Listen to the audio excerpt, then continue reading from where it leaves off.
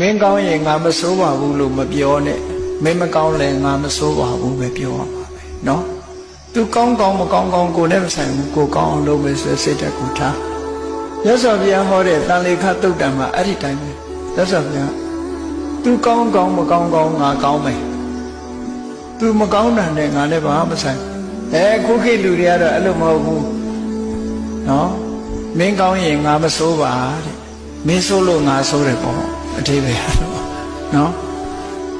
ပြီးတော့ချိန်ချောက်တဲ့စကားလေးကပါသေးတယ်တီးခံတယ်ဆိုတာအတိုင်းတာရှိတယ်နော်တဲ့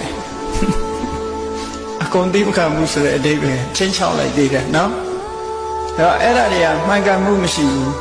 မှန်ကန်မှုမရှိဘူးတီးခံတယ်ဆိုတာငါအတိုင်းတာမထားဘူးဒီလိုပြောမှပဲပို့ပြီးတဘာဝကြနော်တီးခံတယ်ဆိုတဲ့သဘောဘာမှအကန့်အသတ်မထားဘူးခံမှာပဲတီးခံမှာပဲဒီလိုထားရ